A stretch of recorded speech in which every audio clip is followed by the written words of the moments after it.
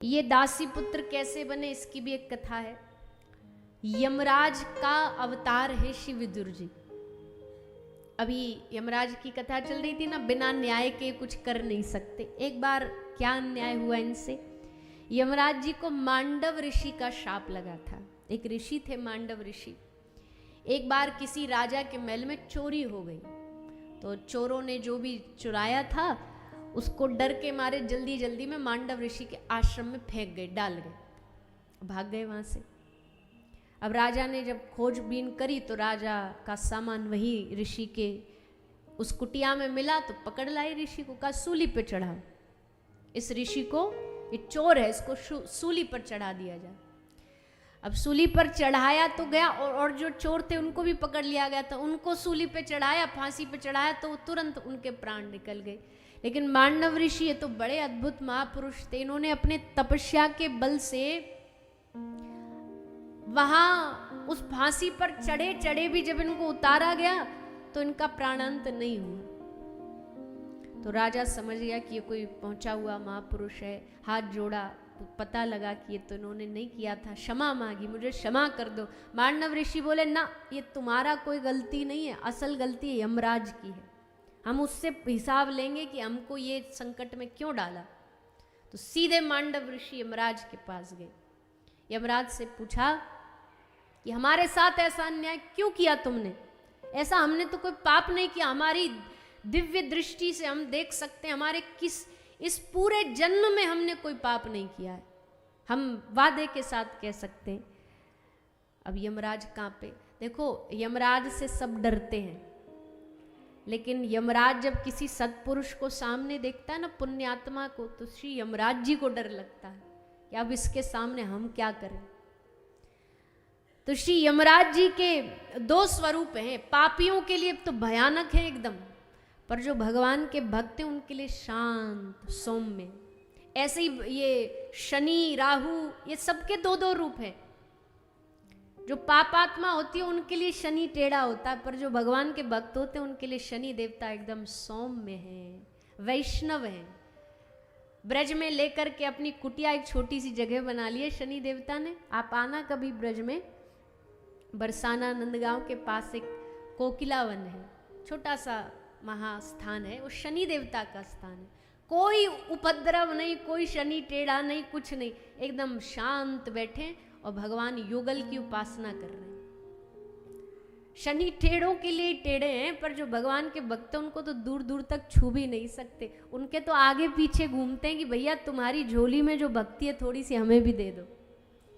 तो इस शनि राहु केतु नवग्रह, ये सबसे उनको डरना चाहिए जिनके जीवन में भगवान नहीं है। जिनके जीवन में भगवान है उनको इनसे डरने की कोई आवश्यकता नहीं है। तो यमराज जी ने बताया, आपने एक पाप किया। क्या पाप किया? बोले 3 वर्ष के थे आप, तब आपने पतंगे को एक कांटे पर डाल के मार दिया था, ये पाप किया। अब जैसे ऋषि ने सुना तो ऋषि तो एकदम क्रोध में लाल पीले हो गए। बोले 3 साल का बालक, और तू पाप पुण्य की बातें करता है?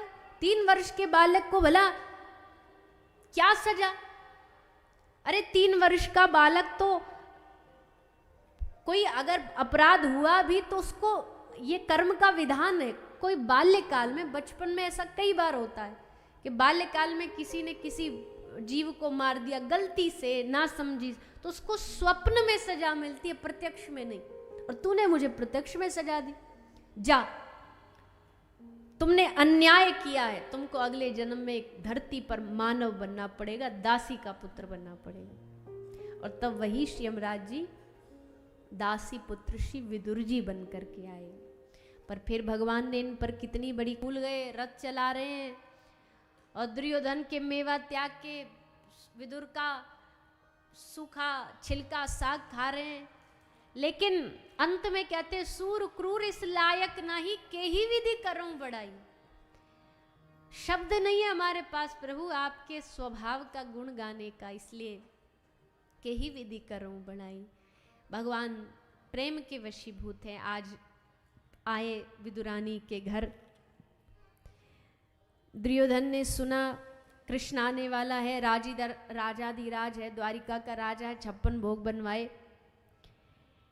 भगवान आए, कहता है देखो आप द्वारिका के राजा हो, आपका खूब सम्मान है दुनिया में, आपको इन दो भाइयों की लड़ाई में नहीं पड़ना चाहिए। लेकिन भगवान इसके लिए थोड़ी आए हैं, भगवान को पता था ये थोड़ी समझेगा, ये थोड़ी मानेगा। भगवान किसके लिए आए हैं? बोलिए ना, किसके लिए आए हैं? भगवान तो अपने परम भक्त श्री विदुर जी, विदुरानी से मिलने आए हैं। विदुर जी भागे भागे आए विदुरानी के पास। अजी सुनती हो? बड़े उत्साह में। विदुरानी पूछा, अरे काय को बुढ़ापे में इतने हाँपते हाँपते नहीं, धीरा चला करो। विदुर जी बोले, क्या बताऊं विदुरानी, आज की खबर ही ऐसी लाया हूं। बोले, क्या खबर लायो? पता है वो आ रहे हैं।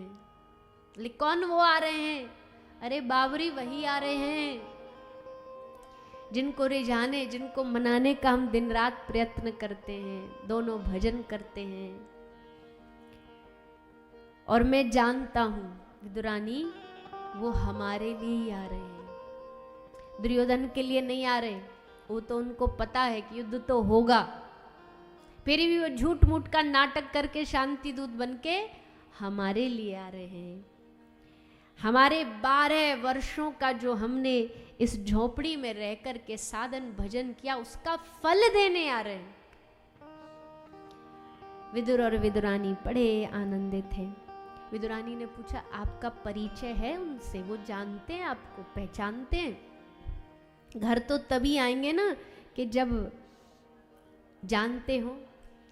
जानते हैं आपको? तो श्री विदुर जी महाराज की आंखों में अश्रु आ गए। बड़े खुश होके श्री विदुर जी ने कहा, हाँ, अरे जानते नहीं, मुझे बड़ा प्यार करते। जब भी इस हस्तिनापुर आए ना तो सबसे पहले पूछते विदुर कहाँ है, हमारा परिचय पूछते हैं। और हमको पता है प्यार से क्या बुलाते हैं, क्या बुलाते हैं? हमको प्यार से काका जी कह के बुलाते हैं। विदुरानी बोली, अच्छा अच्छा, आप काका जी काका हुए तो मैं तो उनकी काकी हुई, तो मुझे भी काकी जी बुलाएंगे क्या? बोले, बिल्कुल बुलाएंगे। जब घर में आएंगे तो उनसे बात करना। सब बैठे, अभी कुछ नहीं पता, ये भी नहीं पता आएंगे कि नहीं आएंगे, पर पूरी प्लानिंग चल रही है। और भैया यही होना चाहिए, भक्ति में भरोसा होना चाहिए। आए ना आए, तैयारी तो पूरी रहनी चाहिए, तैयारी तो पूरी होनी चाहिए। कब आ जाए क्या पता, कब मौज आ जाए उनकी। तो काकी कह करके बुलाएंगे। कितना कितना मधुर लगेगा जब उनके मुख से मैं पहली बार अपना नाम काकी सुनूंगी। तो खूब खुश हो रहे हैं दोनों। विदुरानी बोली, तुमने इतना सब बना लिया, पहले ये बताओ न्योता निमंत्रण दिया उनको? बोले हाँ। बोले मिले थे? बोले ना, मिला नहीं था। बोले मिला नहीं था तो फिर कैसे न्योता दे दिया? बोले मन से दे दिया, हमने मन से न्योता दे दिया। विदुरानी कहती, आप भी हद करते हो, मन से न्योता दे दिया, उन तक खबर कैसे पहुंची होगी? बोले विदुरानी, सबसे पहले उन तक खबर मन से ही जाती है, सबसे पहला निमंत्रण उनका मन से ही जाता है। और हमको तो इतना भी भरोसा, जब हमने न्योता दिया तो उन्होंने उस न्योते को एक्सेप्ट भी कर लिया, स्वीकार भी कर लिया। हमको ऐसी आभास हुआ कि उन्होंने कहा कि हम अवश्य आएंगे। दोनों ने मन ही मन भगवान को न्योता दिया। आए प्रभु, जैसे आए, पूरे ब्राह्मणों का समाज इकट्ठा है, सब वेद मंत्र बोल रहे हैं, कोई विष्णु सूक्त का पाठ कर रहा है, वैष्णव खड़े हैं, वो हरि नाम कीर्तन कर रहे हैं, उद्धव पंखा झलते हुए आ रहे हैं। और वहीं कोने में श्री विदुर जी महाराज के प्रेमाश्रु निकल रहे हैं। विदुर जी भगवान का वैभव देख करके बोलने की अब हिम्मत नहीं रही। भगवान ने दुर्योधन का भोग ठुकरा दिया। अब जब दुर्योधन का कैंसिल हो गया तो और वहां राजा खड़े थे, उनको लगा कि हमारा चांस है। वो बोले, महाराज हमने बनाया हमारे घर, आप चलो, हम भाव से पवाएंगे। भगवान ने कहा, ना, तुम्हारे यहाँ भी नहीं जाना। राजाओं को मना कर दिया। ऋषि बोले, लगता हमारे कुटिया पे आएंगे। बोले, महाराज आप प्रभु आप हमारे घर आइए, हम तो सात्विक जीवन जीने वाले। प्रभु ने कहा, बाद में कभी, आज नहीं। ब्राह्मण बोले, अरे प्रभु हमारा घर तो वेद शास्त्र पुराण मंत्रोच्चारण से शुद्ध हो चुका है, वहां का तो भोजन भी शुद्ध है, वातावरण में आप हमारे। भगवान बोले वो भी बाद में, अभी हमारा मन कहीं जाने का नहीं है। दारुक को बोला, दारुक रथ लगा, चलना है। और दारुक को रथ तैयार किया। ठाकुर जी बैठे। ऋषियों को लगा था हम त्यागी हैं, ब्राह्मणों को लगा था हम विद्वान हैं, पर आज कृपा तो ठाकुर जी को विदुर जी पर करनी थी। इसलिए सब को छोड़ करके दारुक को लेके अकेले श्री कृष्ण विदुर और विदुरानी के घर आ गए। विदुर जी तो यही सभा में थे, इनको तो पता भी नहीं था कि ये घर जा रहे हैं। विदुर जी सभा में ही है। और तब श्री कृष्ण विदुरानी के घर गए, दरवाजा खोला, और जैसे दरवाजा खोला विदुरानी की इच्छा जाते ही भगवान ने पूरी करी। बड़े प्रेम से बोले, काकी जी प्रणाम। और जैसे काकी जी बोले, विदुरानी का हृदय एकदम पहले से ही बावरी थी, काकी जी सुन के और बावरी हो गई। अब तो कुछ होश ही नहीं रहा कि करना क्या है आगे। ऐसे की ऐसे खड़ी है अपने दरवाजे पर। भगवान को 5, 10, 20 मिनट हो गए खड़े खड़े। भगवान ने कहा, काकी जी इसके लिए बुलाए थे कि हमको भीतर भी नहीं घुसने दोगी, अंदर नहीं लेके जाओगी क्या? अरे वहां इतने बढ़िया बढ़िया माल रखे थे दुर्योधन ने, हम जोश जोश में सबको छोड़ा, या पेट में चूहा कूद रहे हैं? कुछ खवाओगी पिवाओगी नहीं क्या? तुम्हारे दरवाजे तुम्हारे द्वार आए। अरे प्रभु मैं भी बावरी हूँ एकदम। भगवान का हाथ पकड़ा, भीतर लेकर के आई। आसन पर प्रभु को भगाती डोल रही, इधर से उधर। ना ना प्रभु यहाँ नहीं, यहाँ नहीं, हवा नहीं आ रही, यहाँ चलो। वहां से वहां बिठा रही। ना ना प्रभु यहाँ गंदगी है, इधर नहीं इधर। भगवान बैठते फिर उठा देती, बैठते फिर उठा देते। ठाकुर जी बोलते, हम दुनिया को नचाते हैं, हमें नचा रही है। पर प्रभु नाच रहे हैं। और फिर भोजन की जब बारी आई, कोई 56 भोग नहीं है, कोई व्यंजन नहीं है, कोई मिष्टी, कोई मिठाई, कुछ नहीं है खिलाने के लिए। तो लेकर के रसोई घर से विदुरानी जी केला का प्रसाद लेकर के आई। और केला लेकर के भगवान को पवाती गई, छिलका लेकर के, और गिरी बाहर फेंकती गई। विदुर जी को किसी ने सूचना दी, आप यहाँ क्यों बैठे हो? जाके देखो तुम्हारे घर में क्या उत्सव हो रहा है, तुम्हारी कुटिया में। और भागे श्री विदुर जी।